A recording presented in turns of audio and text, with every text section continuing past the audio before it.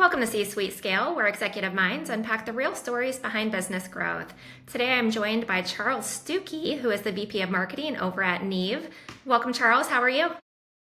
Thank you. I'm very well. How are you today? Doing very well as well. Well, thank you so much for joining the show today. Excited to have you on and learn about your insights in growth and everything. So tell me exactly a little bit about Neve and what you do over there. Neve is a company focused on protecting the digital assets in buildings, meaning the building system. So any space or building has a lot of equipment. HVAC is the one we're most, heating, air conditioning is the one we think about the most. All of the systems are digital. All of them are in some way on the internet, and they all need protecting, and they need to be networked together, and they need access to the cloud. So what we provide is a single solution, a gateway that protects that from outside attack, enables applications to run locally as needed to modernize, for example, to measure and manage energy usage, and gives secure access to the cloud so that those systems can communicate to cloud storage or increasingly to AI. And we drop that in as an overlay so you don't have to try to modernize all of the OT in a building. We call it Operation Technology, OT, that has been put in place by many vendors over many years. So modernizing it can be a huge problem. So we put a gateway in front of it and provide that all as a service. So that's what Neve does. And we have clients who are large real estate owners. We have large banks. And we are in the US, Europe, and Australia. Wow, that's really great. It seems very niche as well. Do you know how the vision came about over there? Yeah, the founders started a company 9 years ago called Iodium. And the idea was to protect critical infrastructure in industrial settings. And so that's how they got their start. They got purchased by a company called View, which still makes smart glass. And all that smart glass needed a network.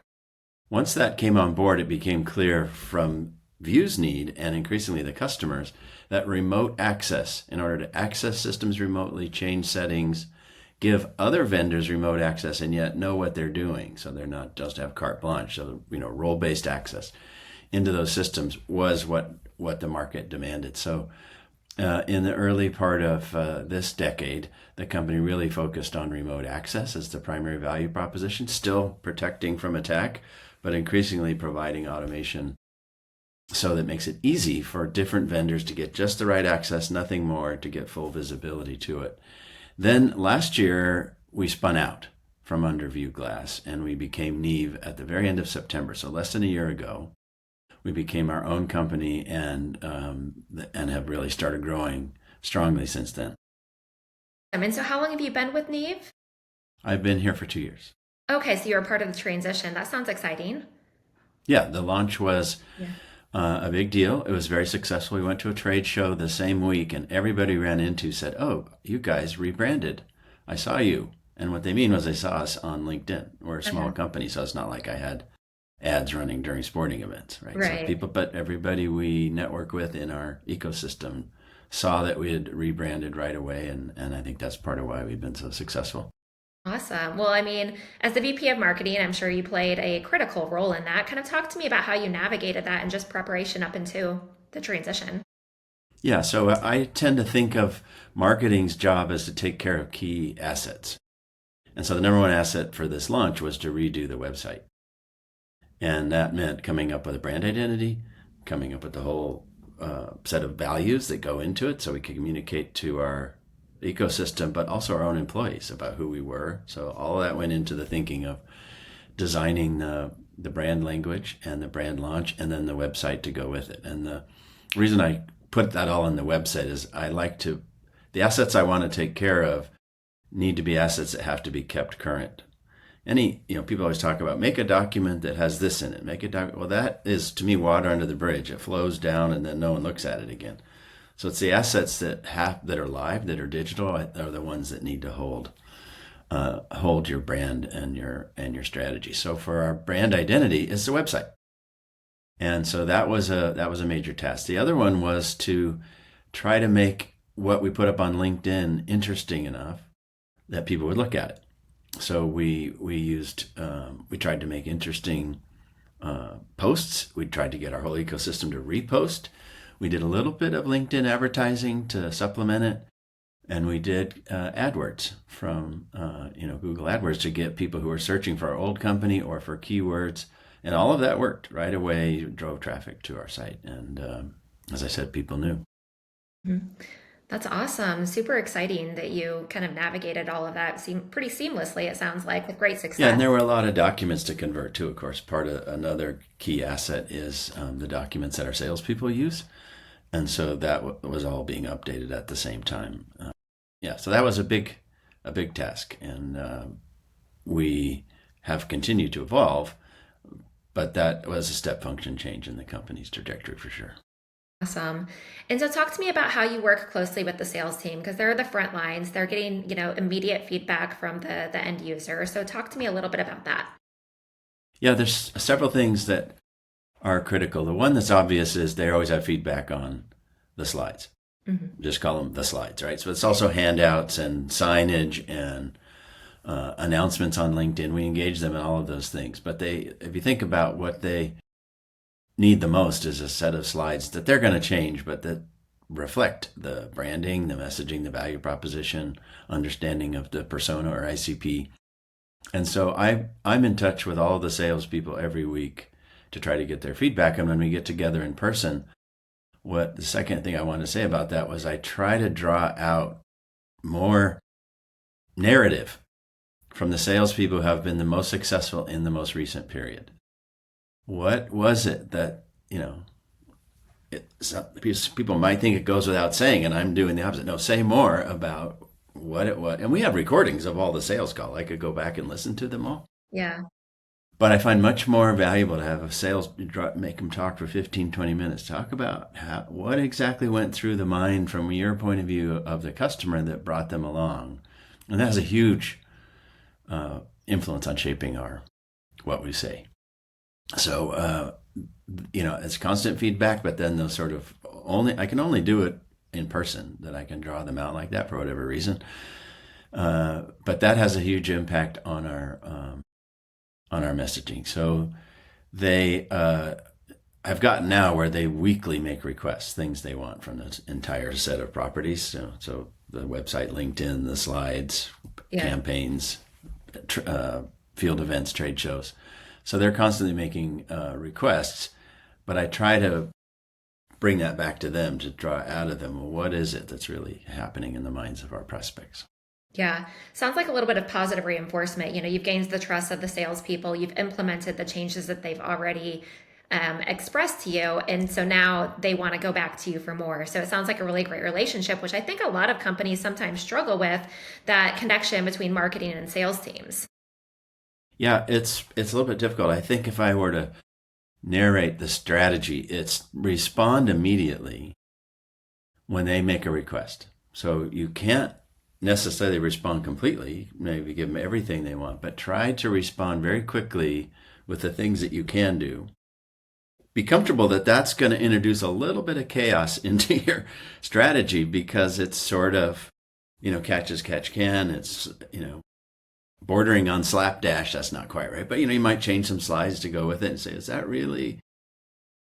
And then go back and sweep through and try to reorganize it. And I think if you do one or the other, if you just keep letting it drift, you get entropy, and then the message is all over the place. And then if you are super rigid about, well, that's not what we're saying right now, it's too slow, and you don't get their confidence. So that may be obvious, but I just heard even this morning, thanks for jumping on that quickly. I think that's sort of one of the keys to unlock that relationship. Absolutely. Well, nice job there. What channels is the sales team and the company currently using for their own growth?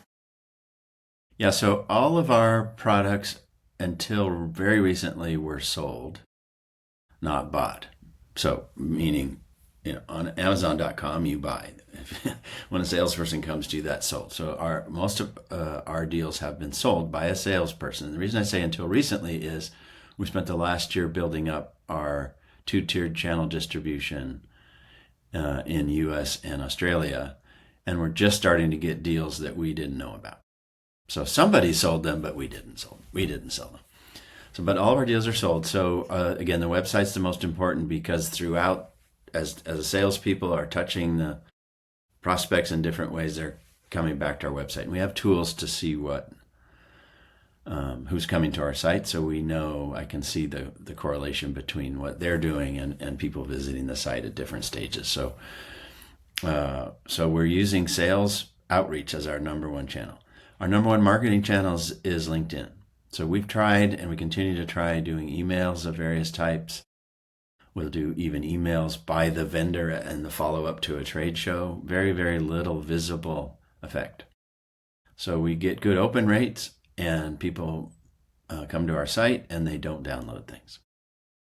So you mentioned your funnel is leaking as part of our preparation for this. Yeah. And that's where our biggest occurrence of that is we know they're coming to the site. We know they're coming to the site in response to stimulus from us, but they are using they're watching the site. They're not really, volunteering who they are and where they are, right? And this just gets back to these companies. We have to sell to them, right? So the website's an aid. So, but we do try to generate leads from LinkedIn. We try to generate leads from outbound email, and I did say we're doing Google search, so that's brings them to our site.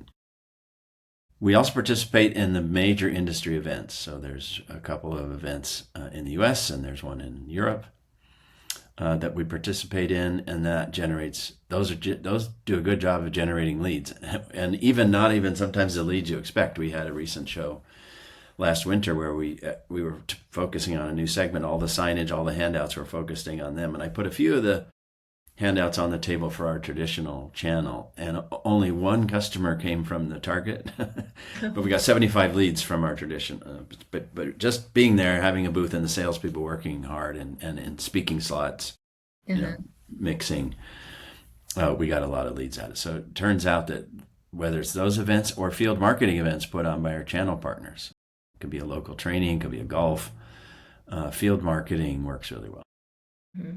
Yeah, lots of different avenues. Well, let's go back to the funnel leaking. I mean, that's an obstacle that pretty much every business has to encounter and work through, navigate through. So, what are some things that you're specifically implementing to try to reduce that as much as possible? Yeah, well, let me talk about maybe my view on why it is. Let's go there. Yeah. Because I have the experience of when I was at McKinsey, my clients were giant tech companies, and then I did a startup. And then I went to Cisco for 17 years, giant tech company. I launched a bunch of products. So I was general manager, but the marketing was very much part of the mix. And I'll go back to, for example, when we launched telepresence at Cisco, we wanted to create a new category. Now, there was a category video conferencing, there was a category room video conferencing. We didn't want to be in those, so we came up with telepresence as a category, and then we went to conferences and we made this category that, we're the leader in the category. Well, what's happening now, there's two reasons why this is happening. What's happening now is there's lots of companies with incentive to not pay attention to categories. And who are they? One is to all of us smaller companies, because we can't compete with the amount of marketing spend that the big companies can put into their category. For example, we're technically an SASE, which is some people pronounce SASE, Secure Access Services Edge. That's what we are. And yet, for me to compete on that, I'm going up against a company the size of Fortinet or Cisco or Palo Alto Networks or Zscaler. Zscaler is very active in that ad spend, so I'm not going to go out and tell everybody I'm the best SASE because I'll get drowned out. Share of voice will be nil. So you mentioned niche, and that's because we are trying to say we're even more specific than that. A general SASE won't do it. We have to, because we're small. The second thing that's happening though is generically, because of AI, nobody knows what the categories are. Right? They're broad. That's AI and it's agentic, but you start looking through the applications and you say, I don't know exactly what's happening category-wise. Software is being replaced by LLMs. UI is being replaced by chat windows. Right? Databases, some of it the LLM already knows, and then I maybe give it access to something else or let it search the web. So the whole structure of applications is changing, but so is the names of the apps that you use. For example, we adopted Swan AI. I don't know if you've heard about that, but it's watching our website, finding our ICPs for the companies who visit, and then helping us make contact with those ICPs, personalized message using AI. What do you call that? Right? What's the name of that category? So they don't have a name for their category either. It's just it is what it is. But they're also small, so they have an incentive not to say, hey, this replaces Salesforce or replaces HubSpot, because then it's an uphill battle. Okay, so why am I saying all that? Because I think that also causes funnel leakage. Why?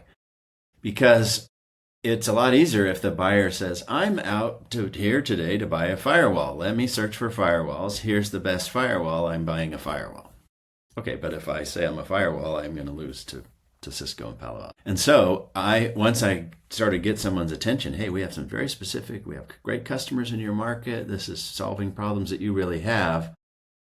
Then they turn around and try to syndicate it in their own mind with their immediate peers. It doesn't have a name. And they say, oh, are you talking about a firewall? We already have a firewall. No. Are you talking about a VPN? No. We already have a VPN. No, it's that, but it's also more. Well, what is it? Well, it's a SASE.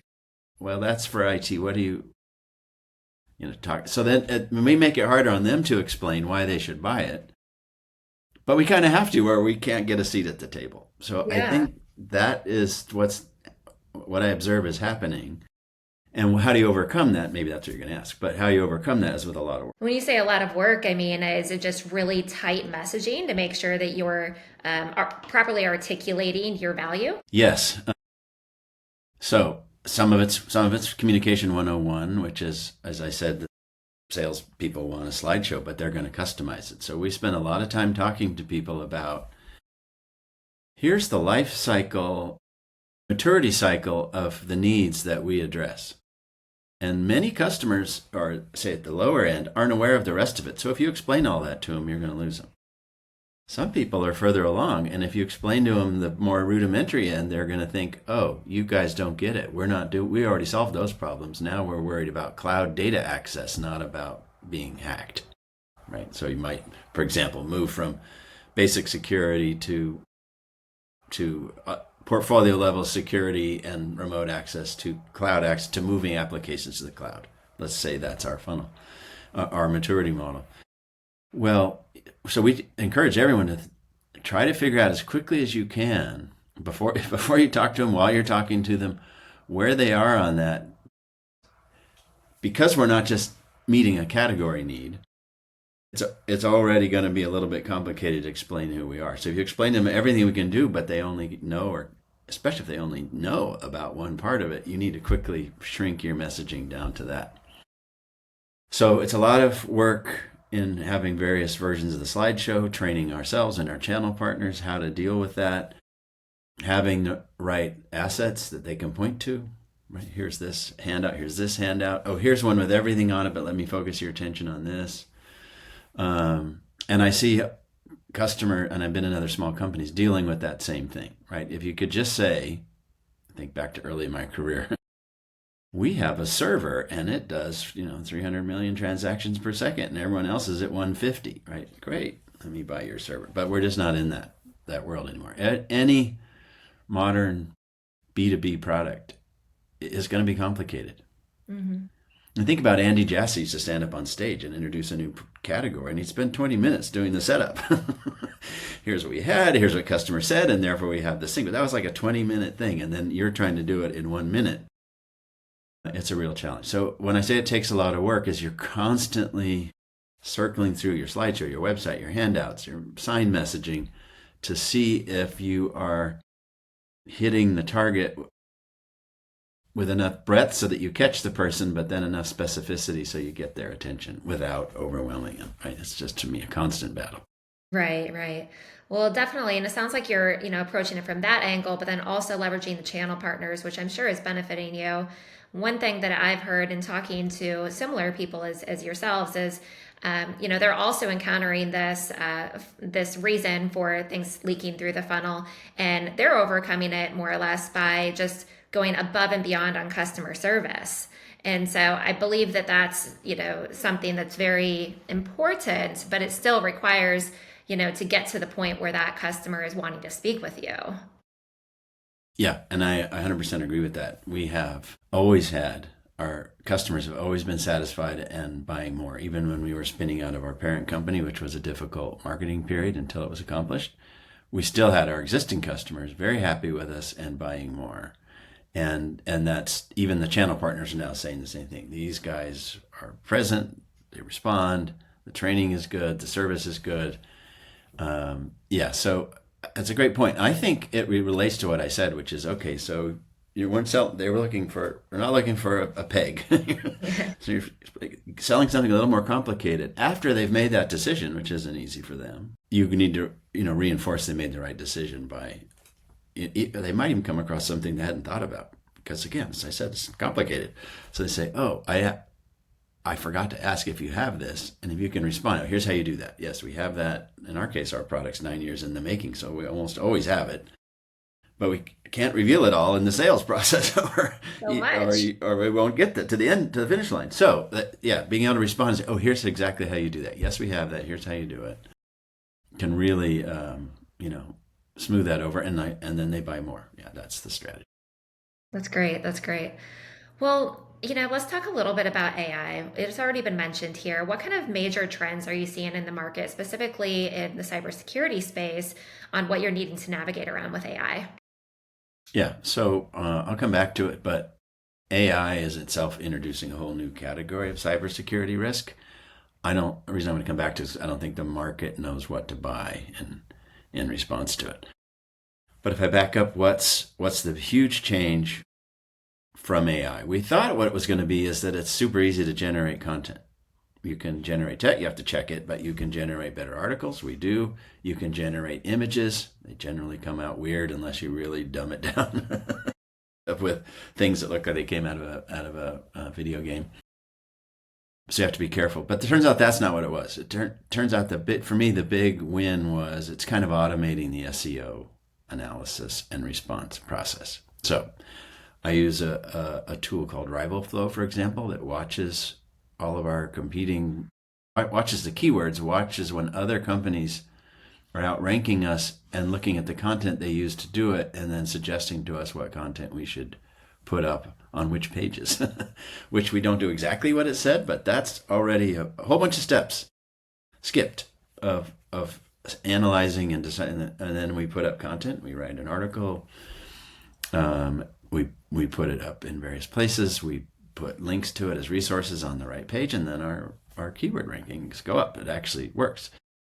But that even 2 years ago, getting an SEO person to explain to you, if you're not an SEO expert, what are you talking about? What are you looking at, and how are you getting to that conclusion? Just jumping to why don't you write this content and put it on that page? So, and I think there's a lot of. The second part is, what does SEO matter? So that's a huge change, right? For the last 20 years, Google and search ranking has been the center of the marketing universe, and suddenly search is being replaced by asking a chatbot. So what does the chatbot? How does the chatbot know what to say? We don't know, because it knows a bunch of things in advance, but it also goes out and reads the internet, so we know content still matters. It likes Q&A, people say. I put up more Q&A in response. But nobody's really sure. What is the chatbot looking for when it answers a question, and how can you influence it? So there's companies starting, I'm going to influence the chat engine optimization, or they have different names for it. But nobody knows. So both SEO got easier, and then secondly, we're all wondering, well, what is SEO replaced by? So that's, to me, the big change in marketing.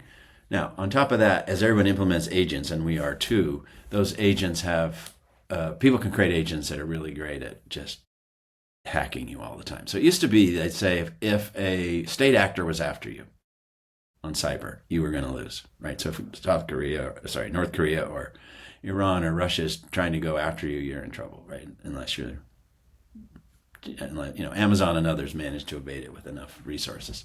Right. So what's happening is the agentic is lowering the cost of that sort of brute force, constant really clever, right? The spoofing that people do on emails now about this is your CEO and I need help and whatever, right? It can show up in LinkedIn. And used to be whenever one of those came along that was misspelled and crazy, and now they're perfect, for example. So the phishing has gotten really good. The brute force attacks are cheaper. Like every other advancement in technology, it also creates an advancement in cyber.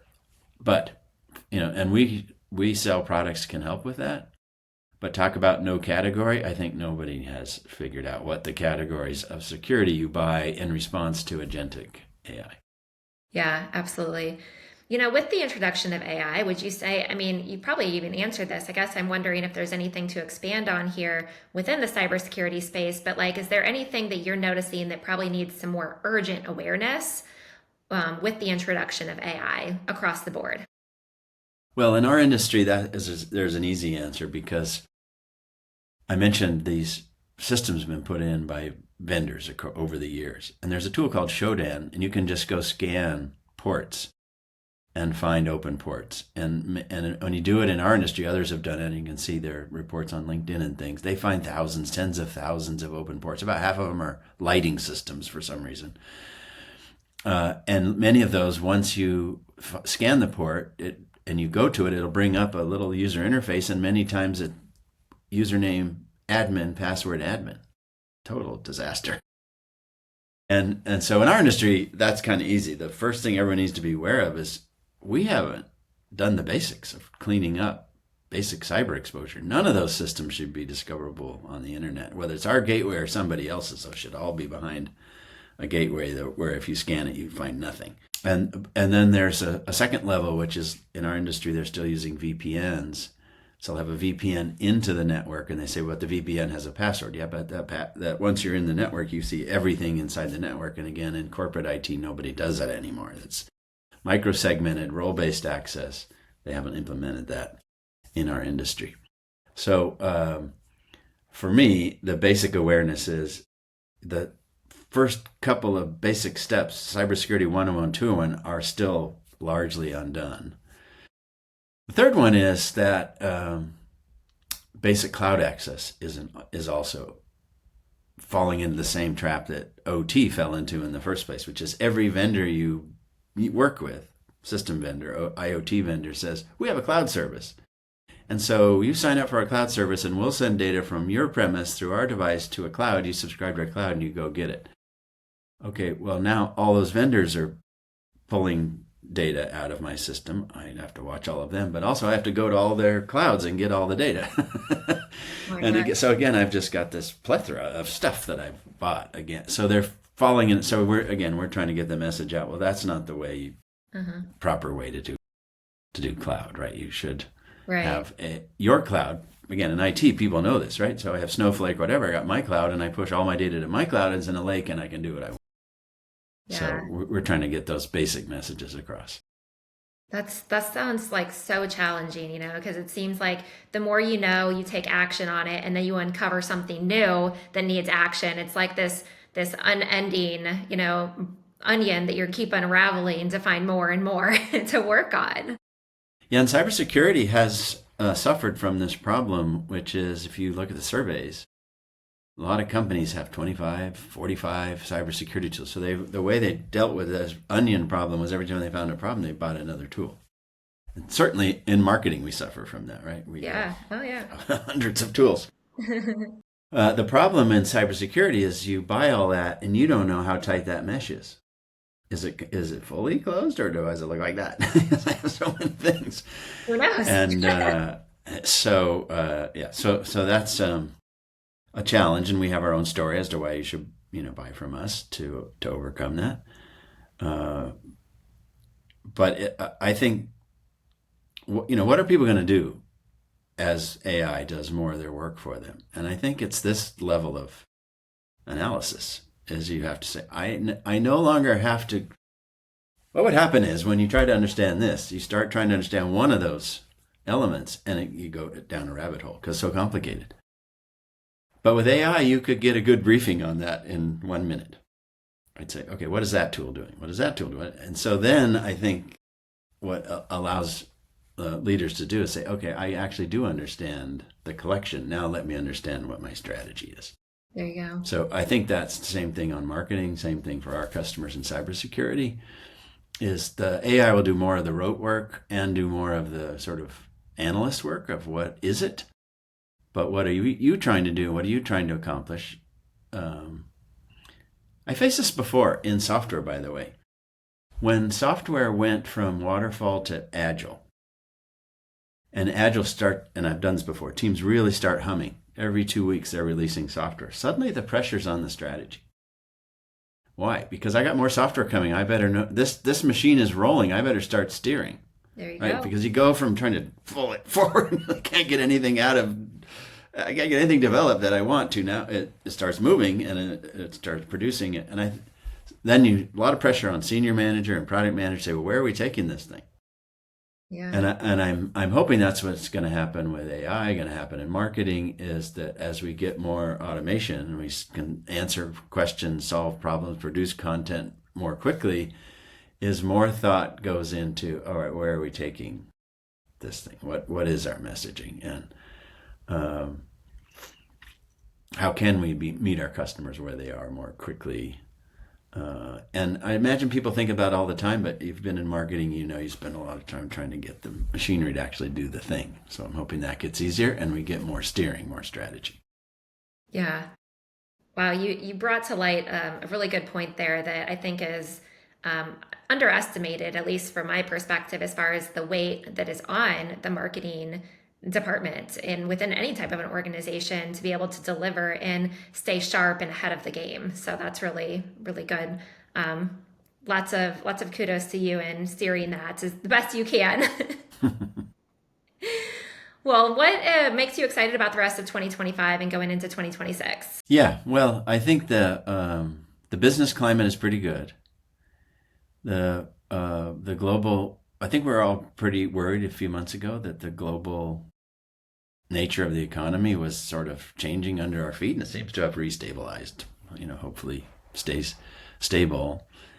And through all that, there was a little bit of worry about, is the market not tech driven anymore? Is technology? I don't know. I just saw that this morning the Nasdaq had its best quarter ever, something in one quarter. I forget what it was, but anyway, technology is back, and I think that I like that a lot because I think that is the underlying story, right? Even why do I live such high quality lives in general? It's been technology since the Industrial Revolution, and so whenever we take our eyes off of that, we're probably going to miss it. So I'm excited that people understand now that if we harness AI correctly, then it's I think it's as big as the internet, but it's another major opportunity to improve every product, improve our understanding, improve our communication. Think what the internet did when it first came out. We didn't think about how much it was going to improve our communication, like what we're doing now. Yeah, absolutely.